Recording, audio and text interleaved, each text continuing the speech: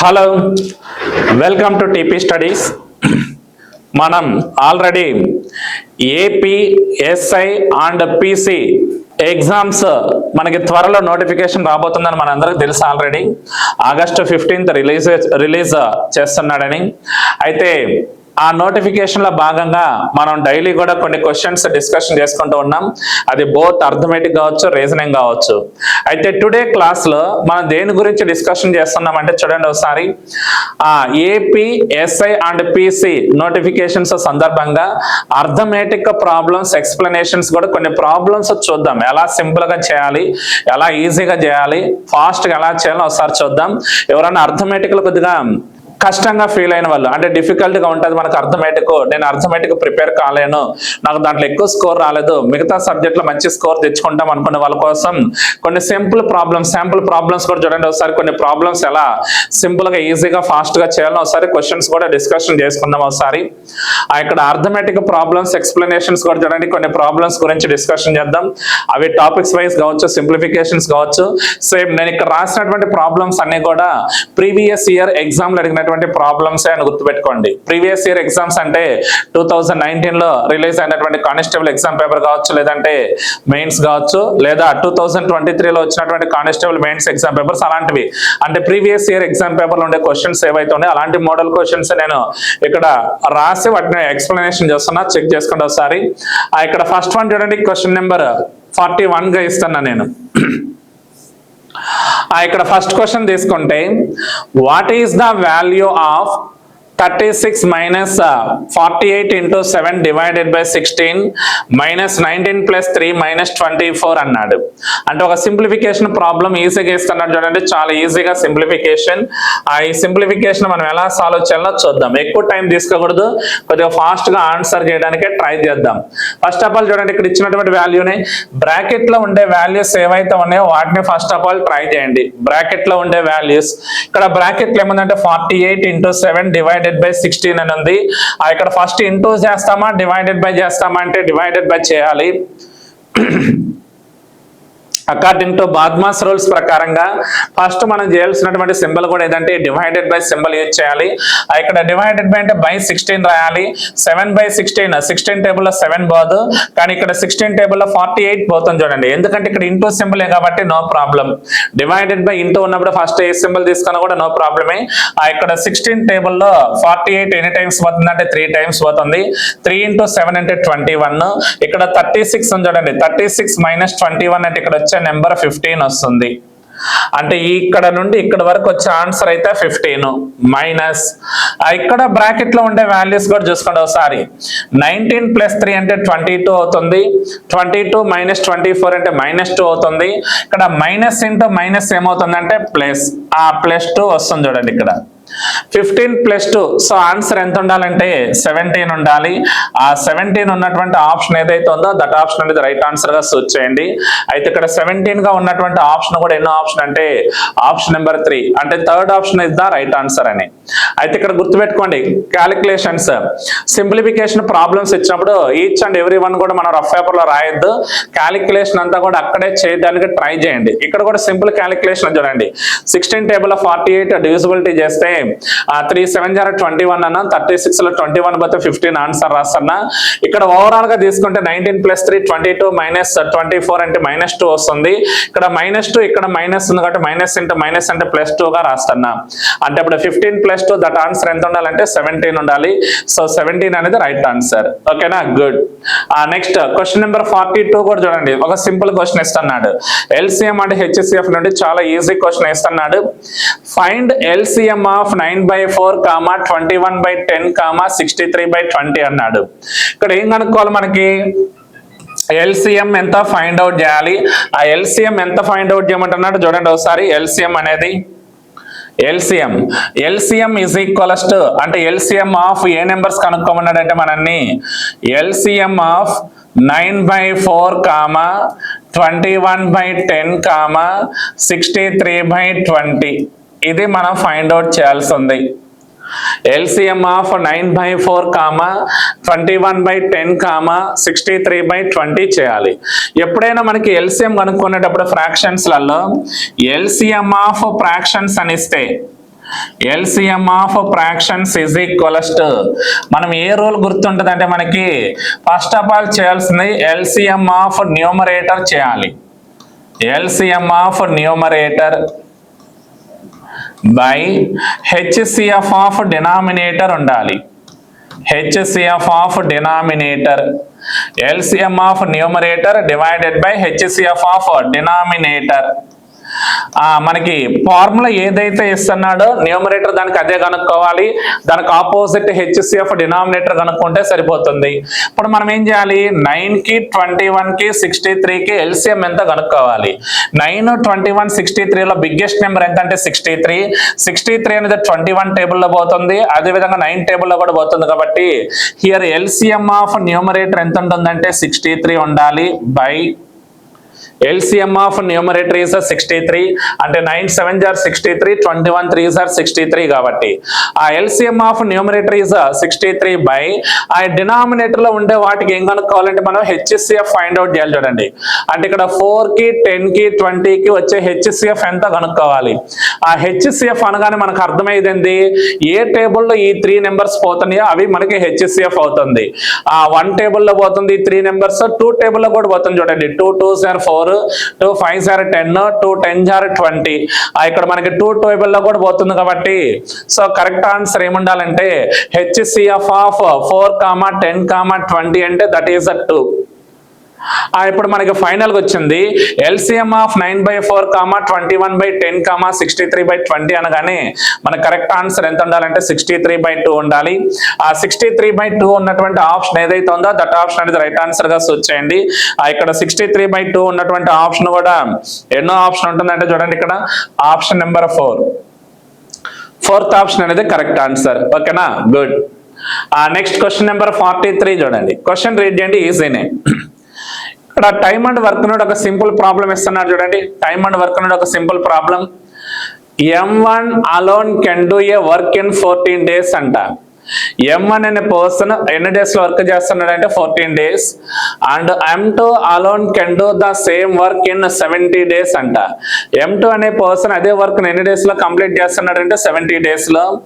With the help of M3 they finish the same work in 7 days అన్నాడు. అంటే M3 help సహాయంతో ఎన్ని days లో వర్క్ కంప్లీట్ చేస్తున్నాడు అంటే 7 days. In how many days M3 alone can do the same work అన్నాడు. అయితే M3 అనేది ఇండివిజువల్ గా చేస్తే ఆ వర్క్ ని ఎన్ని డేస్ లో కంప్లీట్ చేస్తాడో కనుక్కోమంటున్నాడు. ఇక్కడ సింపుల్ చూడండి, ఈజీని. M1 ఒక్కడు మాత్రమే అయితే ఆ డే ఎన్ని డేస్ లో వర్క్ ని కంప్లీట్ చేస్తున్నాడు అంటే 14 days. M2 మాత్రమే అదే వర్క్ ఎన్ని డేస్ లో కంప్లీట్ చేస్తున్నాడు అంటే 70 days. అయితే మనం కనుక్కోవాల్సింది ఏంటంటే M3 ఒక్కడ మాత్రమే ఇండివిజువల్ గా చేస్తే M3 అనేవాడు ఒక్కడ మాత్రమే ఎన్ని డేస్ లో వర్క్ కంప్లీట్ చేస్తాడో అది కనుక్కోవాలి. ఇది క్వశ్చన్ మార్క్ ఇస్తున్నాడు. M3 is the question mark అన్నాడు. చూడండి అయితే M1 M2 ఇద్దరు కలిపి M3 సహాయంతో వీళ్ళు ముగ్గురు కలిపితే with the help of M3 అన్నారు. చూడండి వీళ్ళు ముగ్గురు కలిపి ఎన్ని డేస్ లో వర్క్ కంప్లీట్ చేస్తారంటే 7 days లో వర్క్ కంప్లీట్ చేస్తాడు అంటే చూడండి. అయితే మనం కనుక్కోవాల్సింది ఏంటంటే M3 అని కూడా వర్క్ ని ఎన్ని రోజుల్లో కంప్లీట్ చేస్తున్నాడో ఆ డేస్ కనుక్కోవాలి. ఇప్పుడు మనకి ఇక్కడ ఏవైతే కనపడుతున్నాయో ఈ కనపడే నెంబర్స్ అన్నిటికీ కూడా మనం LCM ఎంత కనుక్కోండి. LCM ఇక్కడ నెంబర్ 14, 70, ఇక్కడ ఒక 7 ఉంది. చూడండి 14 కైనా 70 కైనా 7 కైనా LCM ఎంత వస్తుందంటే బిగ్గర్ నెంబర్ 17. చూడండి 17 అనేది 14 టేబుల్ పోతుంది, 7 టేబుల్ పోతుంది కాబట్టి ఇక్కడ LCM is the 70. LCM is always total work అవుతుంది. LCM is always total work అవుతుంది.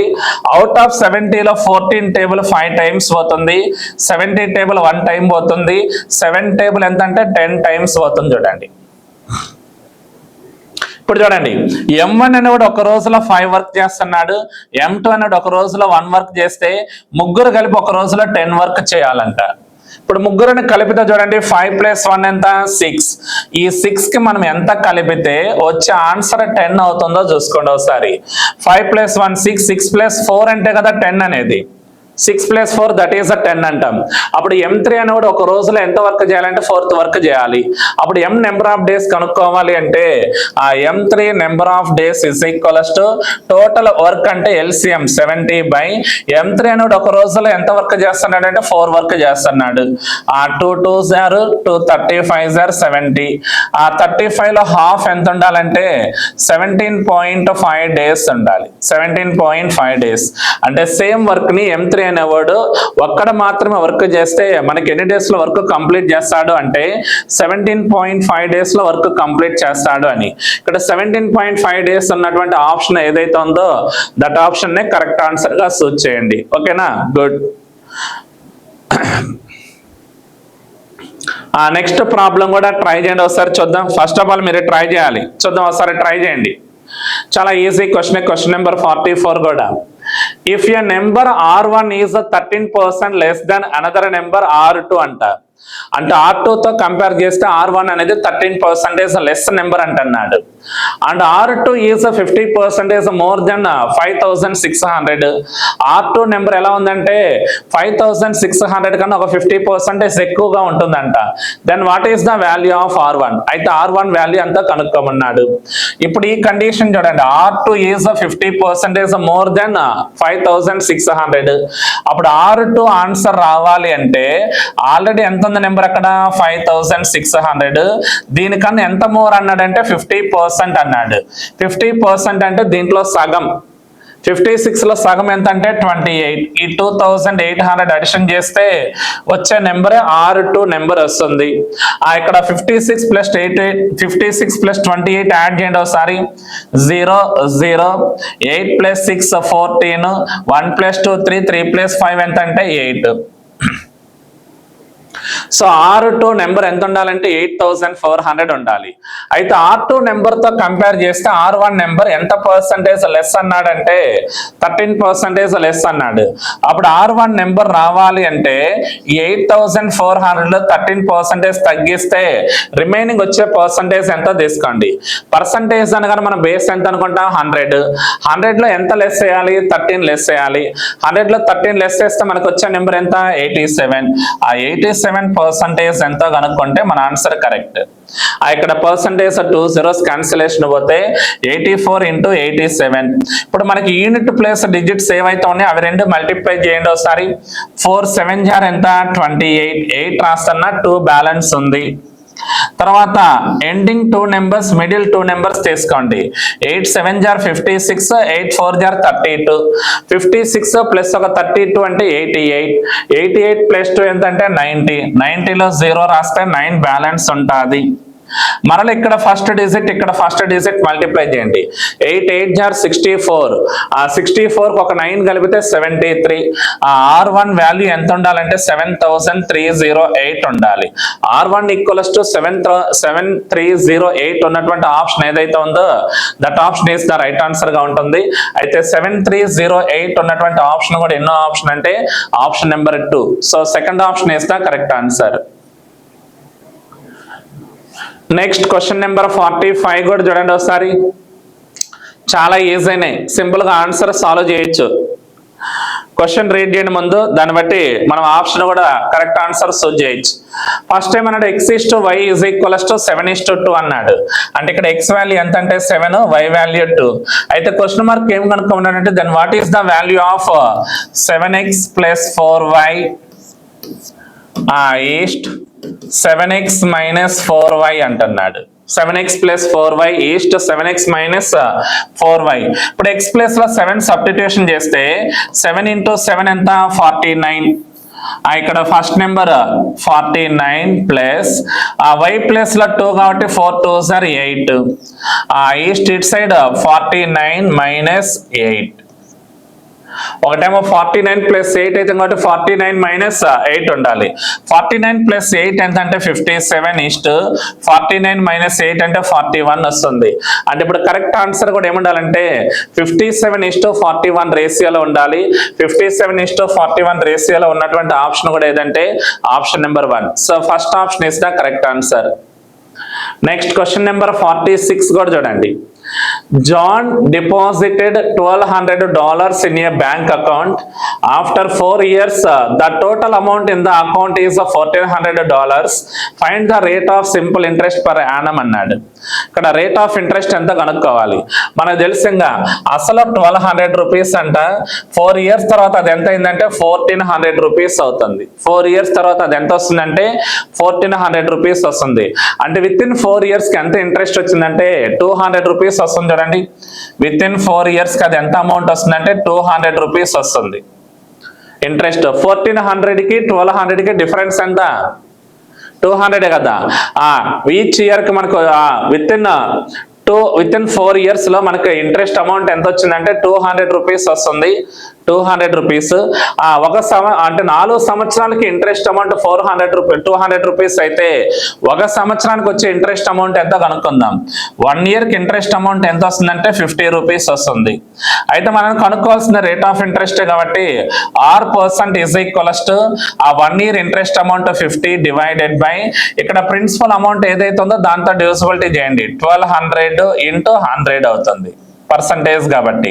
2 zeros క్యాన్సిలేషన్ అనుకుందాము. అప్పుడు 50/12 50/12 అనగానే 25/6 గా రాసుకోవచ్చు. చూడండి, 225 are 50, 2 6 are 12. 6 టేబుల్ తో తీసుకుంటే 6 4 are 24, పోతే బ్యాలెన్స్ 1 ఉంటుంది 10. పాయింట్ రాద్దాం. 6 1 are 6, పోతే బ్యాలెన్స్ 4 30 40. అవుట్ ఆఫ్ 40లో 6 టేబుల్ అంటే 6 6 are 36, అంటే అప్రాక్సిమేషన్ గా 7 రాయొచ్చు. అంటే ఇప్పుడు రేట్ ఆఫ్ ఇంట్రెస్ట్ ఎంత వస్తుందంటే 4.17% per annum అని వస్తుంది. చూడండి, 4.17% per annum ఉన్నటువంటి ఆప్షన్ ఏదైతే ఉందో that option is the correct answer తీసుకోవాలి. అయితే ఇక్కడ 4.17% ఉన్నటువంటి ఆప్షన్ కూడా ఎన్నో ఆప్షన్ అంటే option number 1. So option number 1 is the correct answer. Next question number 47. ఇక్కడ కూడా ఒక సింపుల్ క్వశ్చన్ ఇస్తున్నారు. చూడండి, యావరేజ్ నుండి ఫస్ట్ క్వశ్చన్ రీడ్ చేయండి, దాన్ని అర్థం చేసుకోవడానికి ట్రై చేద్దాం. A group of students has an average weight of 44 kg. ఎంతమంది స్టూడెంట్స్ ఉన్నారో మనకు తెలియదు. వాళ్ళందరి యొక్క యావరేజ్ వెయిట్ ఎంత ఇస్తున్నాడు అంటే 44 kg ఇస్తున్నాడు. One student of weight 40 kg leaves the group and another student of weight 34 kg joins the group అన్నాడు. అంటే ఇక్కడ ఒక స్టూడెంట్ 40 kg వెయిట్ ఉన్నటువంటి ఒక స్టూడెంట్ వెళ్ళిపోయినాడు. వాడి ప్లేస్ లో 34 kg వెయిట్ ఉన్నటువంటి కొత్త వ్యక్తి జాయిన్ అయినాడు. అంటే ఇక్కడ వెళ్ళిపోయిన వాడి యొక్క వెయిట్ ఎక్కువ ఉంది చూడండి, కొత్తగా జాయిన్ అయిన వాడి యొక్క వెయిట్ తక్కువగా ఉంది. అలా ఉండటం వల్ల ఇప్పుడు వచ్చిన న్యూ యావరేజ్ కూడా చూడండి, the new average weight becomes 43.4 kg అన్నాడు. అయితే then how many students are there in the group. అయితే ఆ గ్రూప్ లో మొత్తం ఎంతమంది స్టూడెంట్స్ ఉన్నారో మనల్ని ఫైండ్ అవుట్ చేయమంటున్నాడు. ఓకేనా, ఆ టోటల్ నెంబర్ ఆఫ్ స్టూడెంట్స్ ఎంతమందో మనం కనుక్కోవాలి. సింపుల్, ఈజీనే. చూద్దాం ఒకసారి. ఇప్పుడు చూడండి, అందరూ ఉన్నప్పుడే యావరేజ్ వెయిట్ ఎంత ఇస్తున్నాడంటే 44 అన్నాడు. అయితే ఒకటి వెళ్ళి వాడి ప్లేస్ లో ఇంకొకటి రావడం వల్ల ఎంత యావరేజ్ వెయిట్ వస్తుందంటే 43.4 వస్తుంది. అంటే యావరేజ్ ఎంత డిక్రీజ్ అయినట్టు 0.6 kg యావరేజ్ డిక్రీజ్ అయింది. చూడండి, ఇప్పుడు total number of students x is equals to decreased average ఏదైతే ఉందో అది రాయండి 0.6. అంటే మనకు ఆ డిక్రీజ్డ్ యావరేజ్ కావాలంటే ఇక్కడ ఎలా తీసుకోవచ్చు అంటే చూద్దాం. ఫస్ట్ మనం ఏం రాయాలంటే ఇక్కడ total number of students x is equals to వెళ్ళిపోయిన వాడి యొక్క వెయిట్ ఎంత 40 kg, కొత్తగా జాయిన్ అయిన వాడి యొక్క వెయిట్ ఎంత 34 kg. అప్పుడు ఎంత వెయిట్ రాంగ్లీగా డిసైడ్ అయినా మనం 6 kg. చూడండి, 40కి 34కి డిఫరెన్స్ ఎంత అంటే 6 kg. 6 డివైడెడ్ బై అయితే వెళ్ళిపోయిన వాడి యొక్క వెయిట్ ఎక్కువ ఉండి కొత్తగా వచ్చిన వాడి యొక్క వెయిట్ తక్కువగా ఉండడం వల్ల ఆల్రెడీ ఉన్నటువంటి యావరేజ్ వెయిట్ తో కంపేర్ చేస్తే ఇప్పుడు వచ్చిన యావరేజ్ వెయిట్ అనేది ఎంత తగ్గిందో చూడండి. 44 - 43.4 అంటే 0.6 kg తగ్గుతుంది. ఇప్పుడు ఇలా చేస్తే మనకి టోటల్ నెంబర్ ఆఫ్ స్టూడెంట్స్ ఎంతమంది ఈజీగా ఫైండ్ అవుట్ చేయొచ్చు. ఈ 0.6 లో ఎన్ని టైమ్స్ అంటే 10 టైమ్స్ పోతుంది చూడండి. ఆ గ్రూప్ లో మనకు మొత్తం ఎంతమంది స్టూడెంట్స్ ఉండాలంటే 10 స్టూడెంట్స్ ఉండాలి. ఆ 10 స్టూడెంట్స్ ఉన్నటువంటి ఆప్షన్ ఏదైతే ఉందో దట్ ఆప్షన్ రైట్ ఆన్సర్ గా సూచ్ చేయండి. ఇక్కడ 10 స్టూడెంట్స్ ఉన్నటువంటి ఆప్షన్ కూడా ఎన్నో ఆప్షన్ అంటే option number 3. So third option అనేది correct answer. Next question number 48. What is the value of 555 plus 44 into 2 divided by 11 minus 25 into 3 అంటారు. ఇక్కడ ఇంటూ డివైడెడ్ బై అంటే ఫస్ట్ డివైడెడ్ బై చేస్తే 11 4 jar 44. ఇక్కడ number 555 plus 4 2s are 8 minus 25 3s are 75 ఉండాలి. ఇప్పుడు addition subtraction చేస్తే వచ్చే answer correct answer చూద్దాం. ఇక్కడ 5 + 8 13, 13 - 5 అంటే 8. 5 అంటే 55 ఒక 7 లెస్ అయ్యండి. 55 - 7 అంటే 55 - 7 దట్ ఈస్ 48. 48 ఇప్పుడు వచ్చే ఆన్సర్ ఎంత ఉండాలంటే 488 ఉండాలి. 488 ఉన్నటువంటి ఆప్షన్ ఏదైతే ఉందో that option is the correct answer గా ఉంటుంది. అయితే ఇక్కడ 488 ఉన్నటువంటి ఆప్షన్ కూడా ఏంటంటే option number 4. Okay good. Next question number 49 కూడా చూడండి ఒకసారి.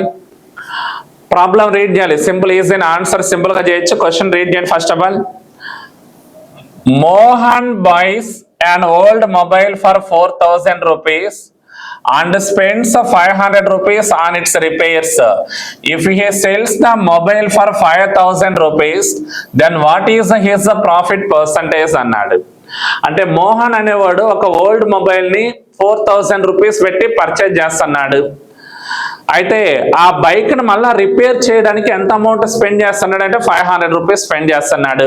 అంటే 4,000 పెట్టి బైక్ కొన్నాడు, దాన్ని రిపేర్ చేయడానికి మళ్ళీ 500 ఖర్చు పెట్టాడంటే మొత్తం ఎంత ఖర్చు అయినట్టు 4,500 రూపీస్ ఖర్చు అయింది. అయితే దాన్ని మళ్ళీ ఎంత కమ్మాడు అంటే 5,000 రూపీస్ కమ్ముతున్నాడు చూడండి. అంటే ఇక్కడ 4,000 అనేది కొన్న వేళ, దానికి రిపేర్ చేసినందుకు 500, మొత్తం కాస్ట్ ప్రైస్ అటు ఖర్చు ఎంత అయిందంటే 4,500 రూపీస్ ఖర్చు అవుతుంది.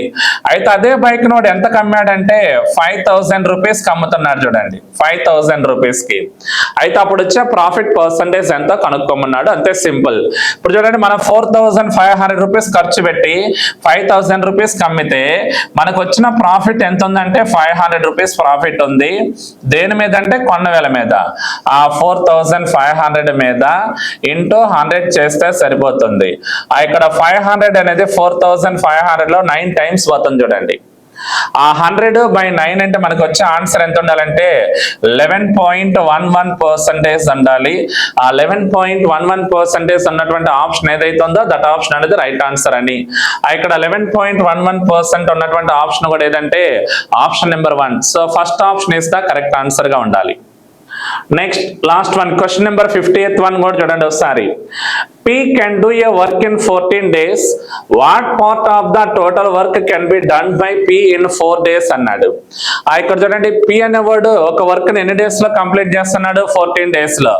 అయితే what part of the total work can be done by P in 4 days అన్నాడు. అయితే విత్ ఇన్ 4 days లో ఎంత వర్క్ కంప్లీట్ చేస్తాడో ఫైండ్ అవుట్ చేయమన్నాడు. వాట్ పార్ట్ అంటే ఫ్రాక్షన్. ఆ P total number of days ఎన్ని డేస్, 14 డేస్ అన్నాడు. ఈ 14 డేస్ లో ఎన్ని డేస్ వర్క్ చేశాడు, 4 డేస్ వర్క్ చేస్తున్నాడు. అప్పుడు 4/14 రాయాలి. ఆ 2 2s are 2 7s are అంటే మనకి ఎంత వస్తుందంటే 2/7 ఆఫ్ ద వర్క్ మాత్రమే కంప్లీట్ చేస్తాడు.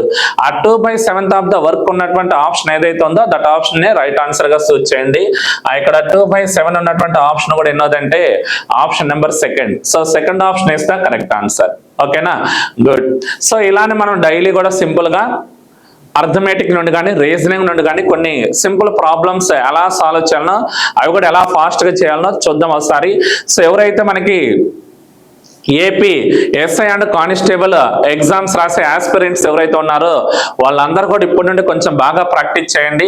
అది కూడా ఎస్పెషల్లీ అర్థమెటిక్ కొద్దిగా బాగా ఎక్కువ, మనకి టైం టేకింగ్ ఎక్కువ కాబట్టి కొంచెం హార్డ్ వర్క్ చేయండి. అర్థమెటిక్ లో మంచి స్కోర్ వచ్చిన వాడు కంపల్సరీగా ఓవరాల్ స్కోర్ కూడా టోటల్ స్కోర్ కూడా మంచి స్కోర్ తెచ్చుకుంటాడు. వాడు టాప్ ర్యాంక్ లో ఉండొచ్చు కంపల్సరీగా అర్థమెటిక్ స్కోర్ చేసిన వాడు. ఎందుకంటే రిమైనింగ్ రీజనింగ్ ఆటోమేటిక్ గా చేయగలుగుతారు. జీకే కూడా మీరు చదవగలిగితే చదివిన తర్వాత మనం దాని నుండి కూడా మంచి స్కోర్ చేయొచ్చు. బట్ కొంచెం డిఫికల్ట్ గా ఫీల్ అయితే అర్థమెటిక్ కాబట్టి అర్థమెటిక్ నుండి ఎవరైతే గుడ్ స్కోర్ చేస్తాడో వాడు టాప్ ర్యాంకర్ అవుతాడని గుర్తుపెట్టుకోండి. ఓకేనా? So all the best for hour SI and constables aspirants ఎవరైతే ఉన్నారో వాళ్ళందరూ కూడా all the very best. Thank you very much.